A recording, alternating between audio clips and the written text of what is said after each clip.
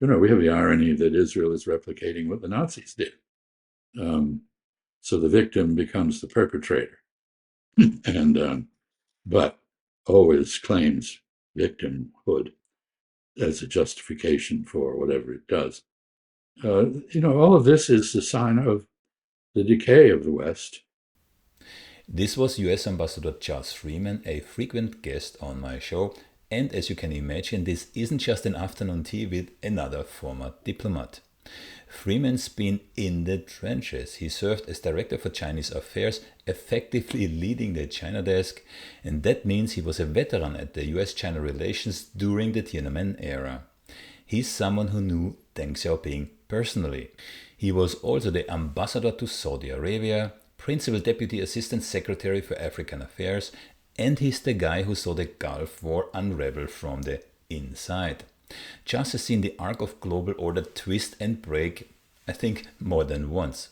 So when he speaks on the Middle Eastern crisis, you damn well listen. So we recorded this session on June 17th, 2025. That was just 4 days after Israel has launched a massive, what they call preemptive strike. I think they called it Operation Rising Lion on Iran. They were smashing the nuclear sites in Isfahan and Natanz, and they were bombing Tehran. Over 150 missiles, bunker busters, and F-35 stealth bombers. Mossad drones deep inside Iran that knocked out all missile launchers, almost all. And the US, as far as we know, B-2 bombers shifted to Guam. There's a whole fleet of, I think, 32 tank aircraft that have crossed the Atlantic direction Europe.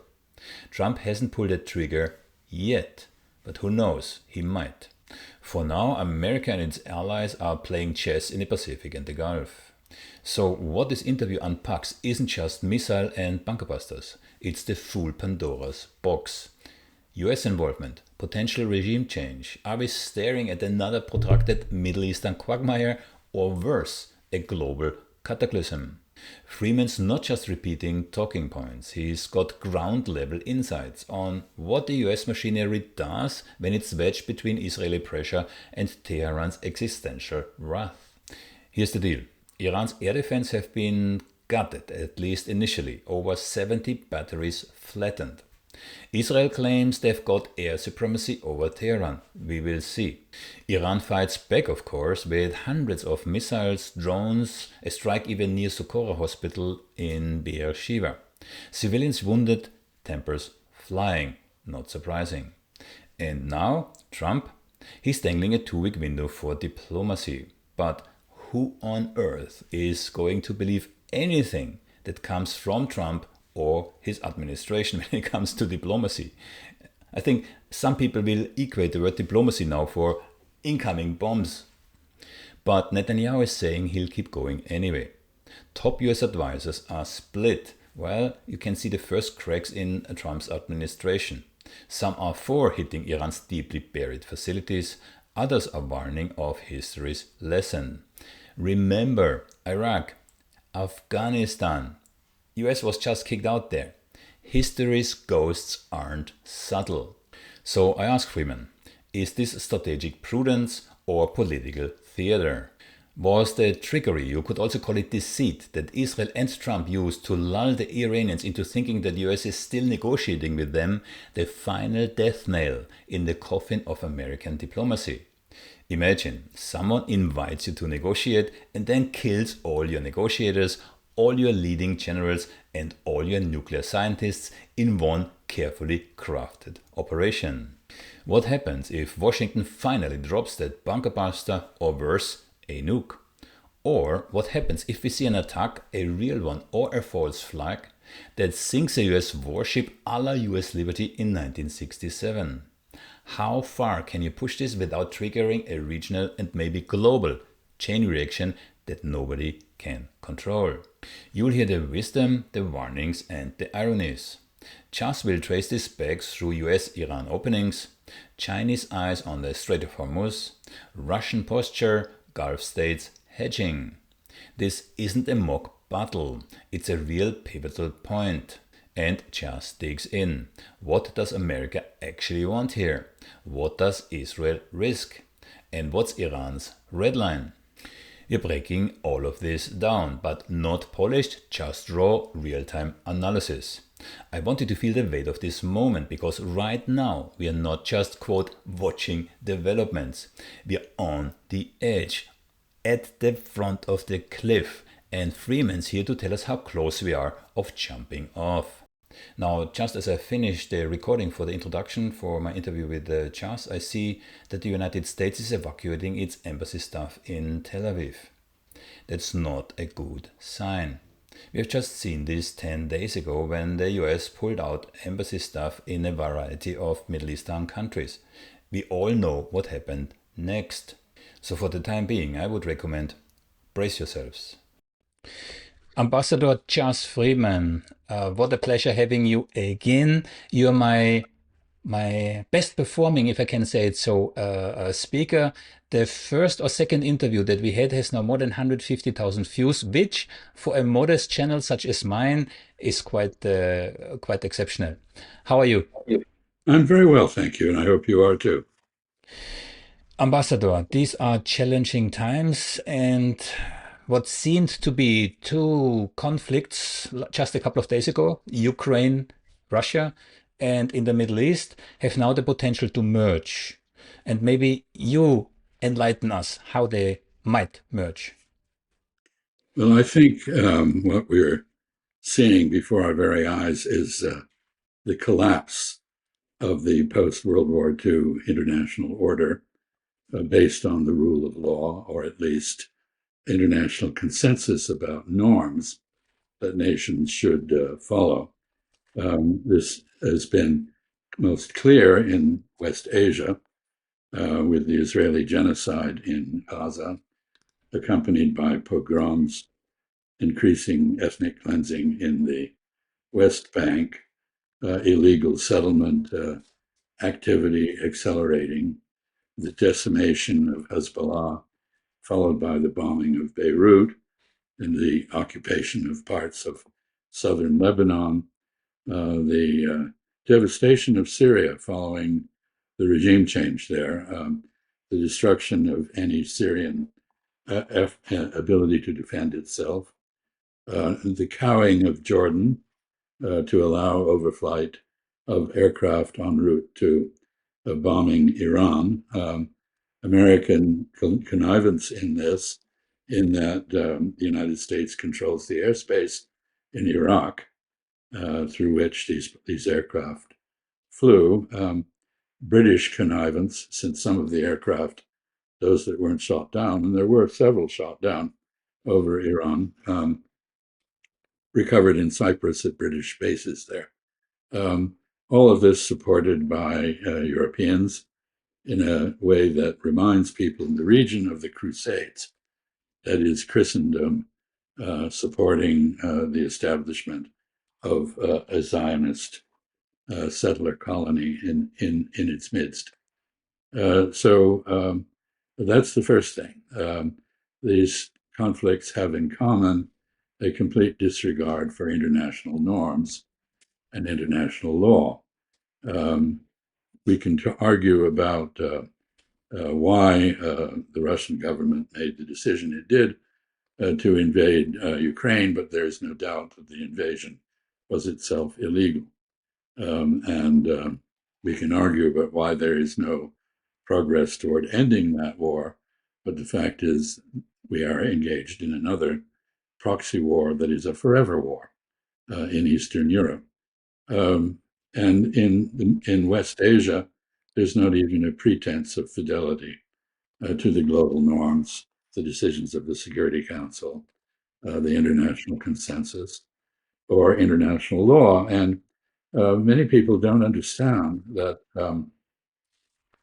the unprovoked Israeli attack on Iran is itself described in terms that are a violation of the Geneva Conventions, which prohibit attacks on nuclear facilities, for the very sound reason that those attacks have the potential to pollute the areas around them with radioactivity.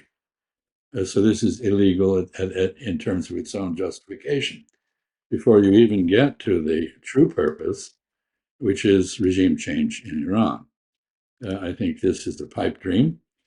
I don't believe it's going to happen. I think it is, in fact, more likely there will be regime change in Israel as a result of this exchange of munitions between Iran and Israel. But yes, everything is merging. And the net result of this, so far, we've seen in the case of the war in Ukraine that the Russians have not been forced to resort to nuclear weapons, despite the constant threat that they might. And they've been very restrained, notwithstanding a direct attack by Ukraine on elements of their nuclear triad, their deterrent, namely their bomber force. The results of those attacks, which themselves set a new standard in warfare because they involved the civilian infiltration of armed drones in camouflaged trucks with roofs that could be retracted to fire the drones, and the use of civilian truck drivers in Russia who had no idea that they were complicit in the pre-placement of these drones. We've seen the same pattern now in Iran Exactly. with the placement of drones in Iran and their operation in conjunction with a cyber attack on Iranian air defenses to knock out Iran's air defenses for about 10 hours before they were able to reconstitute them and only do that in part. We also saw the use of drones in Iran to assassinate scientists and military figures, leaders. In their Another beds whilst they were illegal. sleeping in the same Yeah. bedroom with their families. Yeah. Well, in for example, the case of the Iranian nuclear expert who was due to arrive in Muscat, Oman, to join talks with the United States, looking to an agreed constraint on Iranian nuclear activities. They took out the entire apartment building, all 60 people in it, including 20 children, died. And so we see here a pattern of, at least in West Asia, of utter indifference to the loss of civilian life. And we also see something that we have seen in the Ukrainian conflict, which is a naive belief that taking out a leader will somehow resolve the situation. This is nothing new, of course. The United States in World War II, after quite a vigorous debate, did go ahead and assassinate Admiral Yamamoto, the head of the Japanese Navy, in a surprise attack with fighter aircraft against his transport plane. But history shows that states, countries, act on the basis of their national interests. That one leader is as likely as another to pursue those interests. Very little change is achieved. And I don't believe in the case of Iran that murdering the leaders of the military or murdering scientists does anything but enrage Iranians and stiffen their resolve. And finally, of course, the most likely result of this unprovoked attack on an Iran, which by all accounts had not made a decision to build a nuclear weapon, and we can talk about that. The almost certain result is that we have now provoked the Iranians into likely doing that. Building So one. Yes. the cure for the problem causes the problem, Mm. does not resolve it. Yeah. Ambassador, before we go there, I said those conflicts have the potential to merge if they're not already merged. What I meant was the engagement of Russia and China, because they will not let go of Iran, because Iran is one of the pillars that they are using to kind of counter the unipolarity, the US hegemony. So they will not let go of Iran. So what's your estimation on the I even heard. I mean, I have like 20 tabs of news sites in front of me. I even saw reports that the Chinese already have military cargo planes flying into Iran, and Russia also already not just now, but they are already providing some weapons. This might intensify. So what's your vision on China and Russia getting involved, and by doing so, extending this into a more or less global war? Well, let me begin by saying that I don't believe the reports about Chinese aircraft taking weaponry to Iran. That may well be the case later. I think both Russia and China, although they're very different, have no desire to get into a war with the United States. And so they will help Iran in two ways. Well, first, defending it diplomatically, of course, as the victim of aggression, which they have done with strong statements. And second, when the war ends, as it must, there will still be an Iran, and it will still be independent of Israel, in my view. Um, they will help Iran reconstitute its defenses. The Russians are officially committed to that through their strategic alignment with Iran. The Chinese are not, but sooner or later, someone has got to provide the victims of Israeli aggression with a means of defense. So I think there are two things that I would watch down the road. I mean, assuming this war ends um, with both Iran and Israel still standing, I think I would look for two things. One, Iraq will recover control of its own airspace in September of this year when the American forces are committed to withdraw. Until then, the United States will be in a position to do what it did, which is to collude with Israel in this attack. I suspect that once Iran is in charge of its own airspace, it will want to buy a lot of equipment from probably both China and Russia to defend that airspace. And so we will see Iraq closed off as an easy means of passage by the Israelis to attack Iran. Second, Iran will want to reconstitute, and I believe it will get help to do that, and it should actually. Um, Iran has a right to defend itself. The the Israelis assert a right to defend themselves, but they continuously put themselves in the position of a burglar entering a house with an armed, carrying a gun, telling the inhabitants to leave, and saying that they have a right to defend themselves. Well, burglars don't have a right to defend themselves. Aggressors are not the same as defenders. So I think that is what is going to happen. But I expect the Russians, who are very busy in Ukraine, they are advancing rapidly now in Ukraine across the wide front, and the Chinese, who do not want a war with the United States, but may end up in one over the Taiwan issue.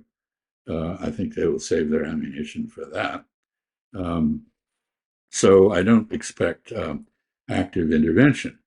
And of course, this is the problem that brought about this Israeli attack on Iran, and that is that Israel, due to American backing and its own ingenuity, has been able to act with utter impunity over decades.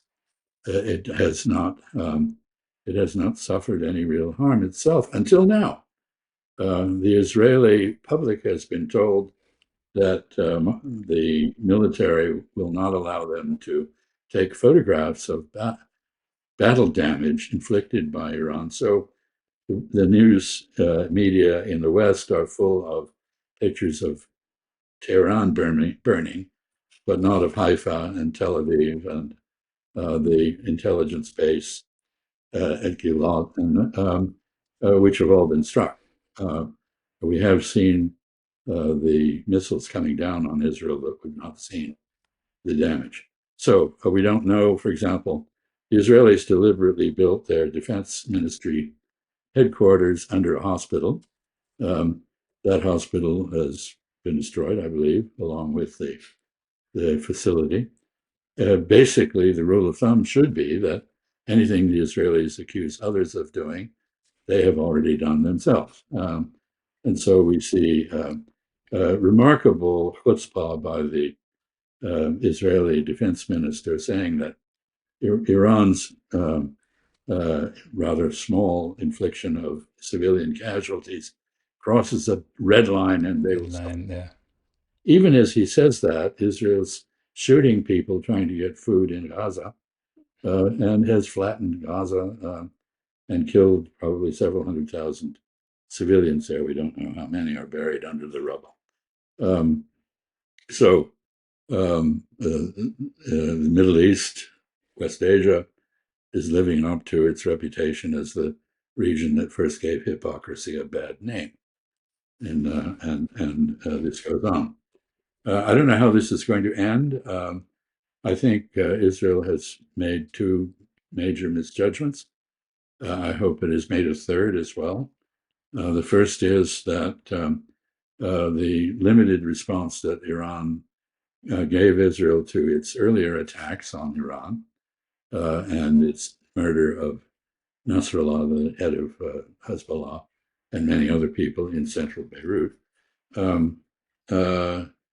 that this restraint represented weakness and that Iran didn't have the capability to do real damage to Israel. That was a misjudgment, clearly. Second, I think there is a misjudgment that, as Mr. Netanyahu put it, Iran is run by theological thugs and that the people will rise up and throw them out. But theological thugs is a very good description of many of the people in Iran in the Israeli cabinet, exactly. Not in Iran. So the third misjudgment, I hope, is that having placed itself in a predicament vis-a-vis Iran, having launched a war that it could not win on its own, it could bring in the United States. And this, I don't know. It looks to me as though Mr. Trump, with all of his protestations of wanting peace, and is as indifferent to civilian casualties as could be, hence the absolutely monstrous parody of a food aid distribution system in Gaza, but that he has apparently transferred bunker-busting bombs to Israel. He's warned everybody in Tehran to evacuate, and he's moved the American aerial tanker force forward into the region. All of the signs are that the United States may very well fall into the trap that Mr. Netanyahu has set. I hope not. I have on my screen here an aerial flight map of airplanes, military airplanes crossing the Atlantic. There's a huge fleet of massive military aircraft en route over the Atlantic. The Nimitz carrier group has been redirected. So for all intents and purposes, it looks really like that the Americans are preparing to enter this war.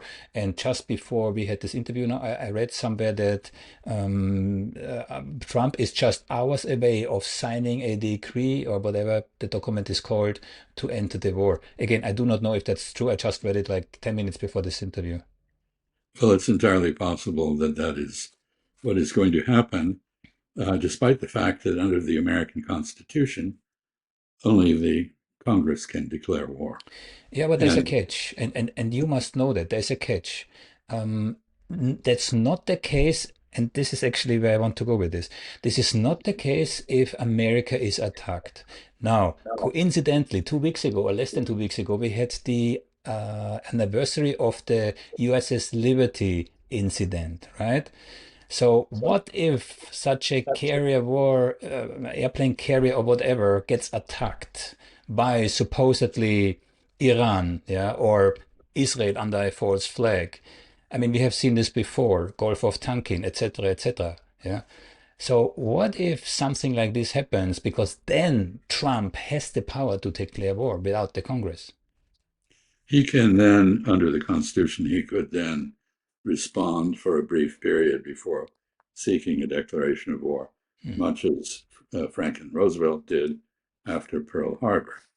But I think you're absolutely correct to raise the issue of a possible false flag operation by Israel. Israel has a long history of conducting such false flag operations. For example, it attacked Americans in Cairo in 1954 with a false flag operation. You mentioned the USS Liberty, which is a disgraceful incident in American naval history, where Israel very clearly knew what it was doing, and the Lyndon Johnson, then the president, for crass political reasons, covered up what had happened. Some of the survivors of the Liberty, who had been admonished by the US government never to describe what had happened, are now speaking out in their old age. Yeah, And I interviewed Phil Turney, one of the survivors. I actually interviewed. yeah, Yeah, yeah. So this is a real concern. I would argue also that there's been a history of false flag operations in the region, including staged chemical attacks in Syria during the civil strife there and so forth. So this is a real concern. But the greater concern is, I mean, obviously the United States anticipated, knew about the Israeli attack. Mr. Trump has said so, but we drew down civilians at military bases, family members. We drew down the embassy in Baghdad and so forth. If the United States attacks Iran, I think the various elements of the resistance that still exist in the region, militias in Iraq, for example, and in Syria, uh, will attack Americans. And if the extent of American collusion in this attack is apparently about to be illuminated, there were at least two F-35s shot down by Iran. The pilot of one of them, apparently a female pilot, is said to be about to go on Iranian television live and confess how she got to Iran, which will blow the cover on, I'm sure, on how this on this deception. So anyway, we have to go back to your main theme. We have a lot of things that knit the events in Ukraine and the events in West Asia together. And one of the consequences of all of this, given the duplicity of Mr. Trump, using a scheduled meeting in Muscat with Iran as a means of lowering the vigilance of Iran against an Israeli attack, is that he has no credibility at all with anybody, whether an ally or an enemy. And we've just seen at the meeting in Alberta, Canada, of the G7, that there is now G6 plus one. That is the others, and I'm sorry for you as a European that Ursula von der Leyen says the stupid things she says.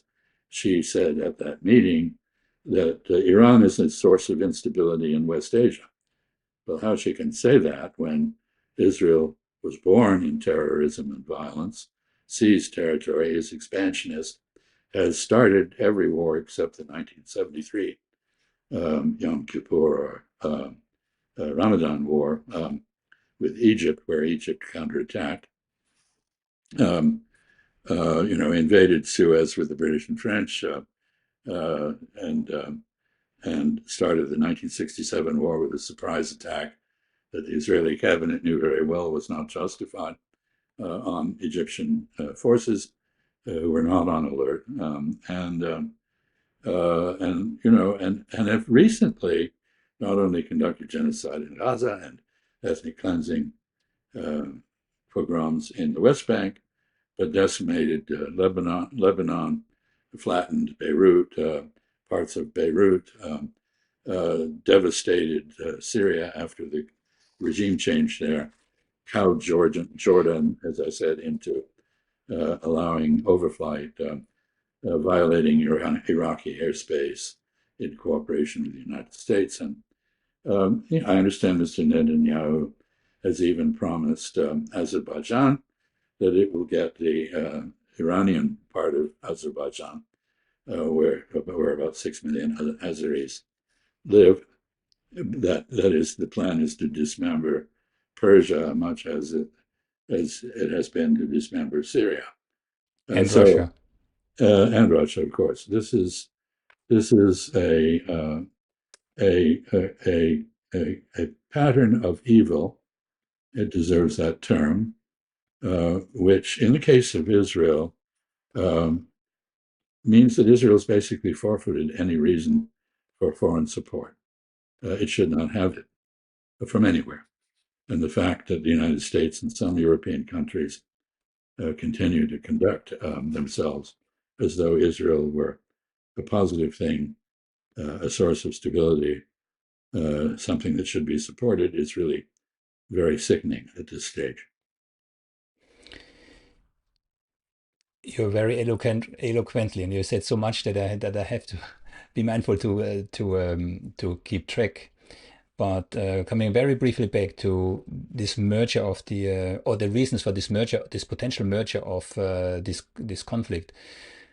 Again, China and Russia and Iran and also now North Korea to a lesser degree, but the nuclear North Korea are trying to undermine US hegemony, and with it, let's say, the supremacy of the West, which is now ongoing for, what was it, 600 years more or less, right? 500.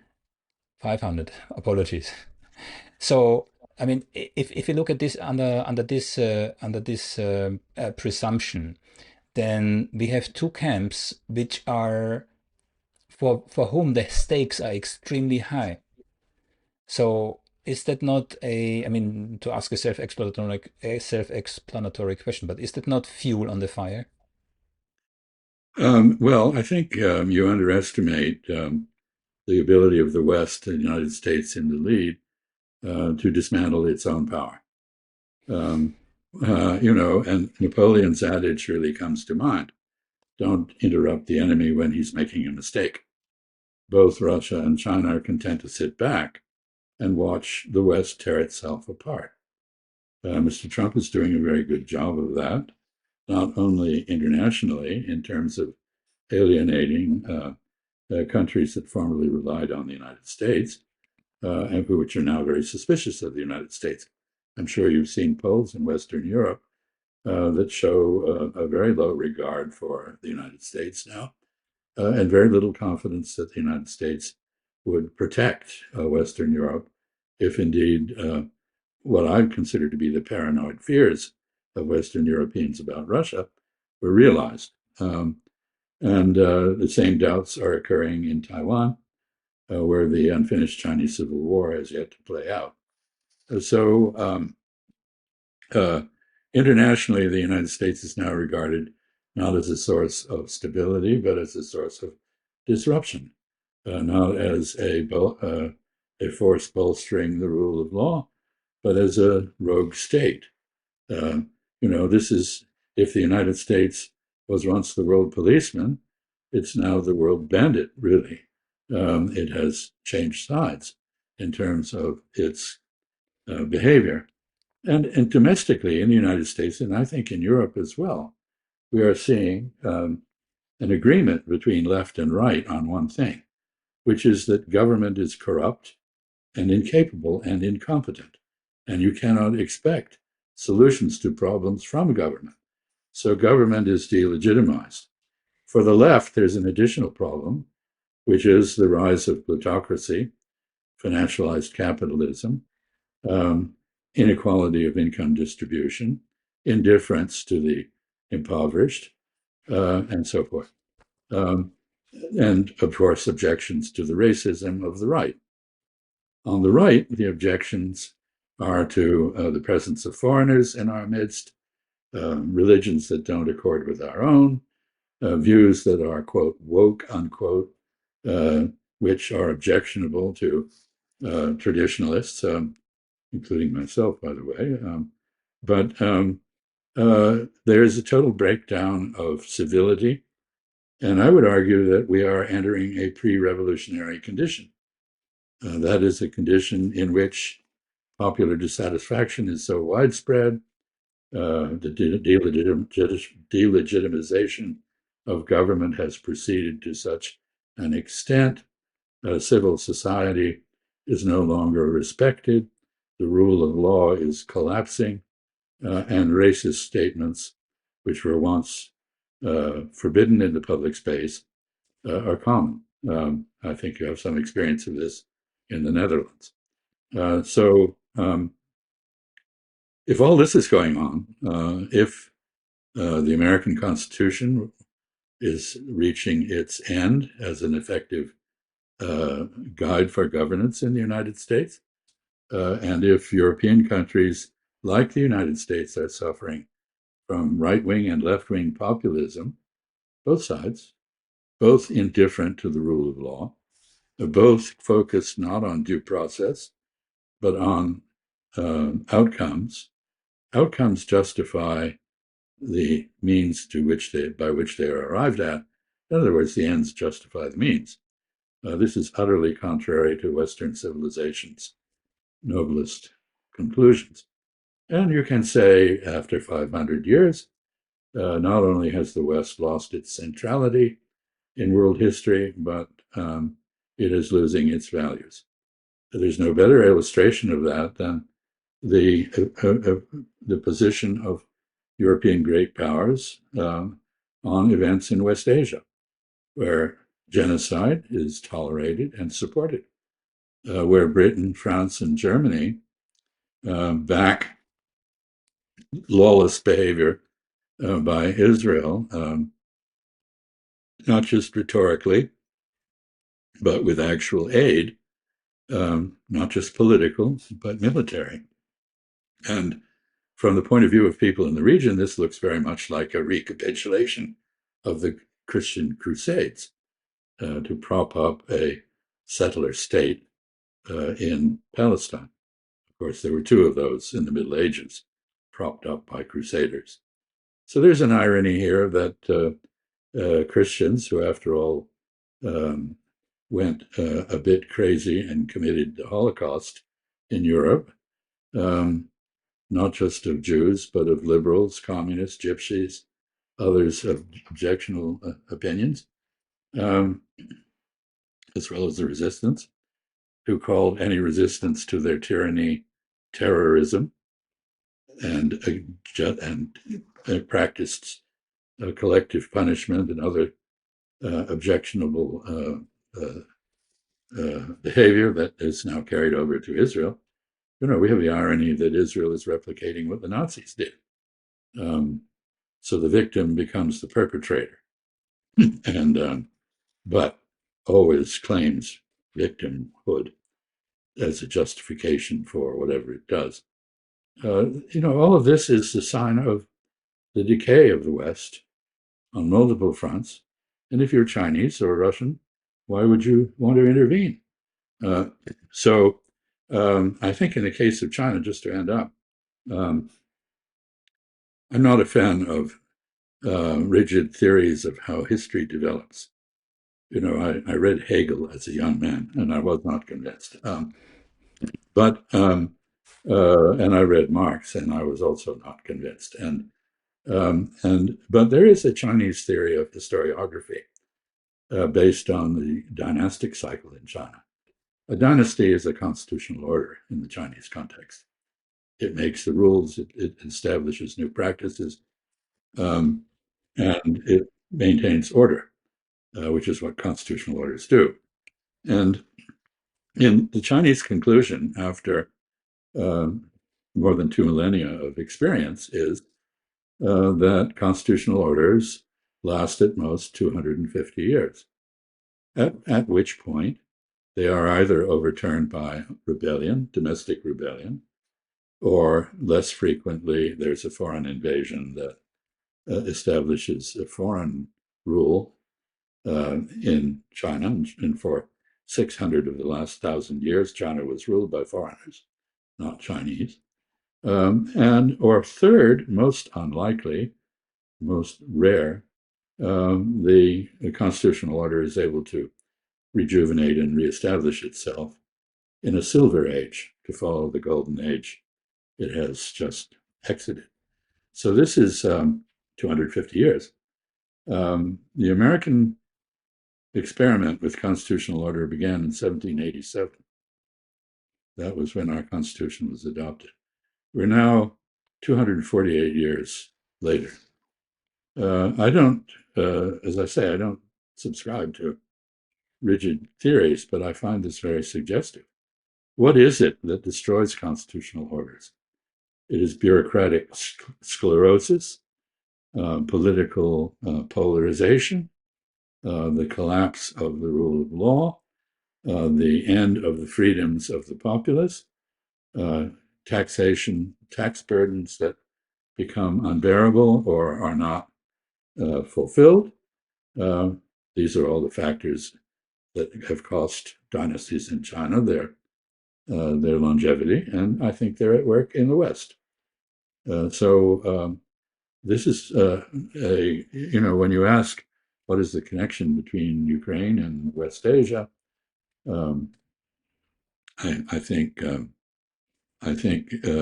what they have most in common is that both are projects of the West that are going bad. You said it now twice, rebellion. Now, I spoke with Professor Ilan Pappe about a week ago, and 2 days ago I spoke with Colonel Larry Wilkerson, and both talked about civil war.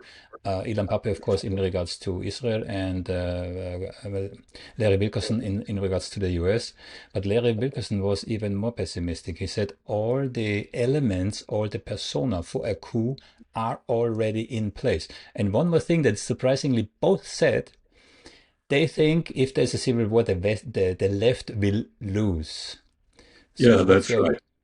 Because the right is heavily armed and has garbed itself in the flag and pretends to be patriotic, when in fact what it is chauvinistic and xenophobic. Um, no, I think there are further issues. The left, by and large, is a loose coalition with no organizing theme and with no clear leadership. For example, in my country, let's say a female professor at the University of Michigan who's teaching about gender relationships has nothing in common with a trade union member or a black farmer in the South or a liberal politician. And yet they're all part of the same leftist coalition. Who's the leader of this? The closest thing there is in the United States is Bernie Sanders, and he is not in a position to lead. And I think he's even older than I am, if that's possible. And on the right, you have a strong consensus among the party, the Republican Party in the United States. They have differences among themselves, but they work them out. They argue. They reach a consensus, and they have a cult figure as their leader. They have a Führer, in a sense that we have not seen since Germany in the 1930s and 40s. So this is very Latin American. It's a caudillo, if you know that word, which is, an illegitimate strongman who runs, who is responsible for government. So we have a liberal establishment that wrings their hands while sitting on them. They do nothing. And we have a few demonstrations. And on the right, We have military parades. We have armed people. And I agree with Larry that if there is civil strife, the right will prevail. Hmm. We had just today is Tuesday, if I'm not mistaken. Yeah, we on Yeah. Sunday we had in Den Haag here in the Netherlands one of the largest, or even the largest demonstration since the Second World War. I think 150,000 people were in Den Haag, all dressed in red. I think the main theme was of course Palestine, Gaza. But there is some movement here. But I agree, I agree with both you and Larry.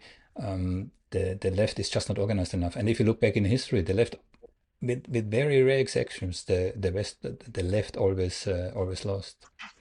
No, you can have a revolution, as in the revolutions of 1848, which reflected popular disenchantment with politics in Europe. Who lost? The left. So there's a long history here. In the end, of course, even in France, the classical revolution of the downtrodden, who won? I think the Bourbons came back.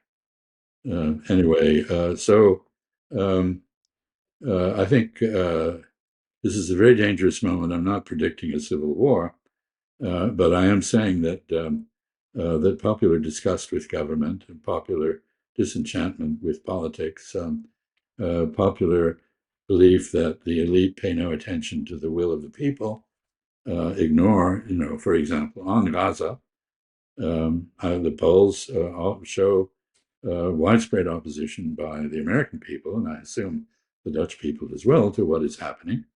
And yet, what does the government do? Nothing. So there is, there was a phrase in Chinese during the Cultural Revolution, which I thought was a bit horrifying. 造反有理, to rebel is justified.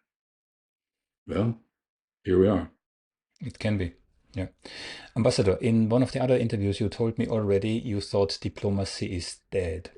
And now I would like to use this as a segue to come briefly back to Iran, or to the prelude, what actually happened to Iran. So, I mean, even the Israel Times, which I've opened in front of me, there's a headline: How an Israeli-American deception campaign lulled Iran into a false sense of security. I mean, this is even the Israel Times, yeah. So we had Netanyahu making vacation photos on the wedding, or the preparation of the wedding of his son, these kind of things.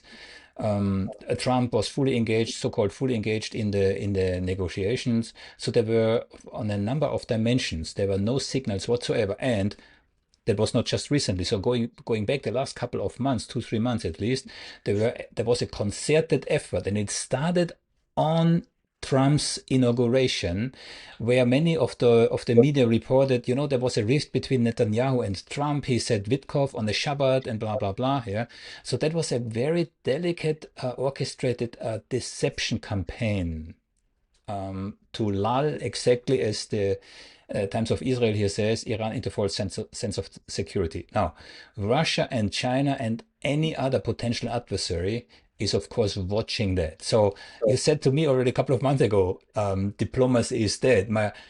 This is another level. I mean, this has completely eroded, and I'm not even talking about Minsk 1 and 2, where the same charade took place. Yeah, but how bad can it get in terms of diplomacy being evaporated? Well, let me say a few words about diplomacy. First of all, the use of diplomacy as an instrument of deception is very common. The Japanese were negotiating with the United States, supposedly when Pearl Harbor happened. I was ambassador in Saudi Arabia when Saddam Hussein broke off negotiations with Kuwait in Jeddah, and 1 hour later launched a surprise attack on Kuwait. We've just seen in the case of the Russian-Ukrainian war that on the eve of talks in Istanbul, Ukraine attacks Russian forces, obviously taking advantage of the Russians believing that they were going to talks, not to be attacked. And now we've seen, of course, this elaborate deception by the Israelis in relation to Iran. I And would sorry, caution. and many of the negotiation team of the Iran negotiation team, they're dead now. Yeah, and Mr. Trump has gleefully said they did not die of the flu, um, which is a disgusting thing to say. But here too we have a pattern. The Israelis assassinated Ismail Haniyeh in Tehran, the negotiator for Hamas. They negotiated everyone in Hamas they could get to who was negotiating with them. They assassinated Iranians right and left. Not just military figures, although that too is murder, it's illegal, but um, the very people who were to turn up in Muscat. So, and of course, we have the example of Trump murdering Soleimani during his visit to Baghdad, where he was apparently carrying a message leading to peace.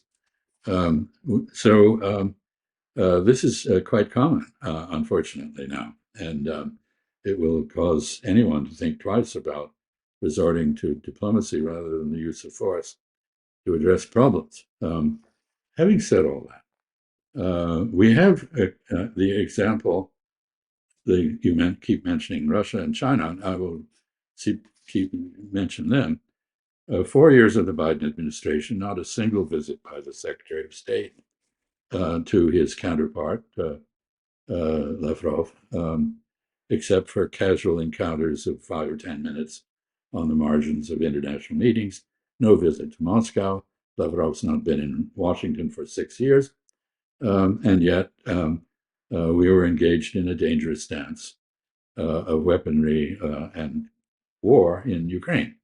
War is exactly when you should have diplomatic contact most intensely, because that is when that is most required. In the case of the Chinese, we've come to equate diplomacy with meeting. So the meeting is the message, and the diplomacy is the spin on the meeting. No substantive listening takes place. We do not respond to the points that are of concern to the other side. We lecture them about what's of concern to us. This appears to be the pattern with the Russians as well. So, what is diplomacy? Diplomacy is a means of persuading another party that they should follow your advice because their interests would be served by doing that. It can include threats of the use of force for leverage purposes. It can even include fighting as a means of advancing an agenda. But it is ultimately an exercise in empathy. That is, understanding the perspective of the other side sufficiently to be able to address its concerns so that it does things you want it to do. It is about getting your own way with opponents. We haven't seen this for a long time. I don't. I'm really not. Instead, we see slapdowns in the Oval Office of visiting dignitaries. Mr. Zelensky, not my favorite person perhaps, but he did not deserve what he got in the White House. Cyril Ramaphosa, a very serious, dignified, restrained leader whom I've watched for decades, also subjected to savage attack on entirely fictitious grounds. White genocide. No, of course, minorities all have problems in every country, and so do Afrikaners, but genocide is not among them. And anyway, so we also have, of course, as I pointed out before, the collapse in the precision of diplomatic vocabulary. So everybody with whom we have a cooperative relationship is an ally. No, an alliance is a mutual commitment that is unconditional. We don't know how to describe the Sino-Russian relationship, which is an entente. It is a limited partnership for limited purposes. The purposes keep expanding because we keep putting pressure on both and driving them together, but it is still a limited partnership. We don't understand client states who offer their services or their territory in exchange for favors like protection. We don't understand the nature of a protected state, which is, I'll give you the example of China in the Cold War, when President Nixon discovered that there was a possibility that the Soviet Union might attack and overrun China. He came to the conclusion that if China disappeared from the strategic chessboard, it would be disastrous for the United States.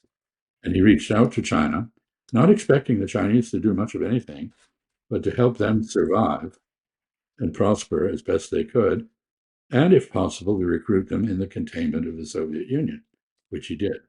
That's a protected state relationship. That is the relationship China has with Pakistan. It doesn't have a commitment to do anything in defense of Pakistan, but it has a strong interest in the survival of Pakistan because that offsets Indian hegemony on its border with South Asia. Similarly, North Korea, a very nasty country that the Chinese greatly dislike, but which they value as a buffer state and therefore protect.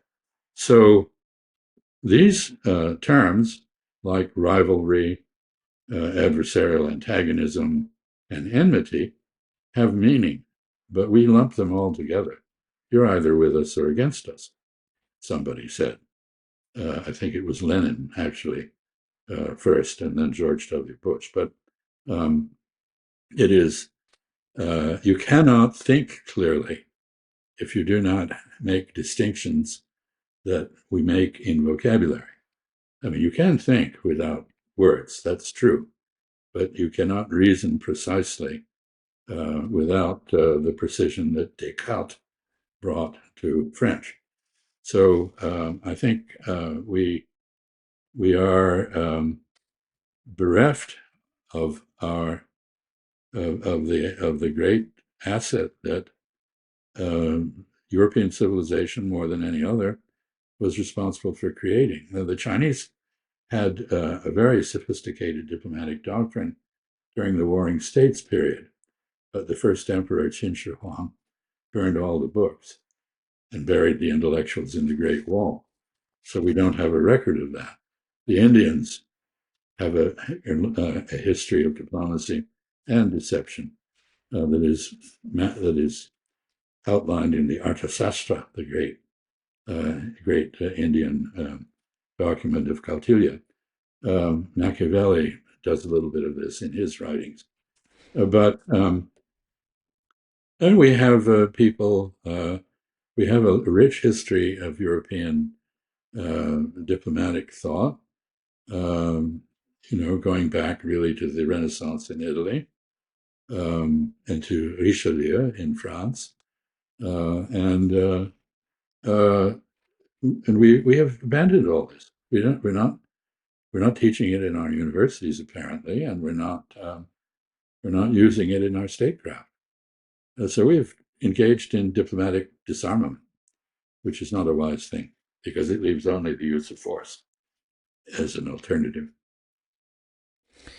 Meanwhile, Trump has instructed, I don't even know what's the right word, people living in Tehran, all 10 million of them, to evacuate Tehran. That was a couple of hours ago. Should, and again, I know you don't have a crystal ball, but should America get involved in the war, or more even, should America start to attack, for example, Tehran? What will be, in your view, what could be the reaction from Iran? Well, I don't think Iran will surrender. It doesn't have a history of that, unlike the French, who do surrender from time to time. Iran has been around as Persia for millennia. It's a civilizational state. It's a very complex one with many, many components. I think Persians are only about 60% of the population. But it has a history of hiding behind its mountain fastnesses, occasionally venturing forth, but really surviving. The Romans spent 5 to 10 centuries trying to subdue it and failed. So, I think it is well equipped to withstand regime change and bombing. Of course, the bombing of a great metropolis like Tehran would be a criminal act, justifying punishment. I think the Iranians would react unconventionally. We know that Mr. Netanyahu has tried to. Sorry. You have to. Sorry, this is a key. I read a flag word. What do you mean when you say unconventional? I'm about to describe it. Oh, I'm sorry. Um, that is in the manner of the Maquis. Um, assassinations, bombs, terrorism. Um, this is how Israel got started, right? How it established itself as a state. If you go back and actually look at the record of other revolutions, including our own War of Independence, about 1/3 of the white population of the United States left after the war, produced independence, because it was a war of terrorism by different factions. And those who favored independence were brutal to the loyalists to the British Crown. So I have distant relatives who now live in Newfoundland and New Brunswick and Nova Scotia, as well as in the UK, because although most of my ancestors were on the side of the revolution, some were not, and they left. So what people do when they don't have the modern weaponry, let's say a B-52 bomber, to retaliate against violence, what they do is what people did on 9/11. That is, they improvise. They improvise explosive devices. In that case, they turned passenger aircraft into cruise missiles, guided by the human brain, which is the most precise guidance we've come up with yet, although we're working on AI to duplicate it. So we would get into an uncharted territory, of course. And I'm in the back of my head as I contemplate the horror that a bombing of Tehran would entail. I'm thinking of Max Blumenthal's book, The Management of Savagery, as a title. We are talking about the management of savagery. We are engaged in a negotiation with Iran that consists of extortion. Either you do what I say or I'll burn your house down. This is the Israeli technique. Extortion actually is a very common technique in New York real estate. So this is what the mafia do and what New York real estate moguls do. So it all comes together. There is a unity in practice here that is very unfortunate. I meant more in terms of retaliation. Do you think Iran might be inclined to strike against either US targets, I mean military bases around the region, Of or course they will. They have said they will. They will. I think they'll also strike in the United States. It's not just the Israelis who can smuggle drones in and do things with them against military bases. I note that Mr. Netanyahu appears to have tried to convince President Trump that the Iranians tried to assassinate President Trump, which I think is a canard. But it's a sort of story that might agitate Mr. Trump, who does not have a record. I mean, there are real questions about whether that shot in the ear that he suffered in Pennsylvania was genuine or not. We saw something similar in an election in Taiwan of Chen Shui-bian, who hired an assassin to appear to attempt an assassination for the sympathy vote, which Mr. Trump got. I don't know what happened in Pennsylvania. I have seen a detailed analysis of that, which suggests that the pattern of the blood on the face and the ear and so forth was not consistent with the impact of an AR-15 rifle, which I've fired, and it is a very nasty instrument indeed. So I think you mentioned the false flag possibility. That's possible. There's already been a false story, in my view, planted with Mr. Trump, who then responded by saying, "Well, I stopped the Israelis from killing the Ayatollah Khamenei." So obviously he understands that there's tit for tat and there's retaliation. But at what point do the Iranians, who seem to be constrained religiously from the sort of viciousness that the Israelis are carrying out, at what point do they break and embrace an eye for an eye and a tooth for a tooth? Um, you know, that Mosaic law is something that exists, unfortunately, inside all of us. It's our inner chimpanzee, if you will, because in the end we're nothing but apes with big brains, and we're very good at using them to kill each other. Desmond Morris, and have the book behind me, Naked Apes. It's so true, Ambassador. I remember it. Absolutely. Yes. I remember the book well. I'm not sure that it was entirely correct, but we are watching today the difference between bonobos, who are south of the Congo River, and chimpanzees who are north of it. The chimpanzees are warlike. The bonobos make love, not war, apparently. So we did true. not. We are closer to the chimpanzees, unfortunately, than to the bonobos. So true. Ambassador Chas Freeman, always a pleasure talking to you. Really grateful that you took the time. I'm sure you're swamped with the similar requests when events like this happen. Any last statement that you would like to any No, message to the world? no, I'd just like to thank you for doing what you do. I think both in Europe and in the United States, we suffer from the control of our media by oligopolies, lack of independent thought and reporting, laziness, and reporters who act as scribes for the government or political parties, and don't engage in the sort of investigative reporting that we all most benefit from. And so we depend on alternative media like yours um, to raise questions and discuss them. And of course, we all have ideas there. We're all fallible. We're never completely correct about anything, but um, it really is an invaluable contribution to poke holes in the official narrative. So thank you.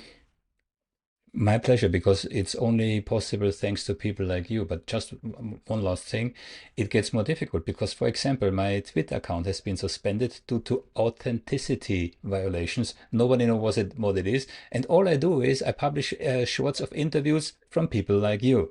So, the empire can strike back. Yeah. Well, this is a product of the political impasse I mentioned between left and right. Both practice censorship, and each accuses the other of acting as a censor. But neither listen and both talk. And I think we need to listen more and talk less. So, on that note, perhaps I shall say goodbye. Thank you, Ambassador. Thank you. Many healthy years ahead of you. That's what I wish you.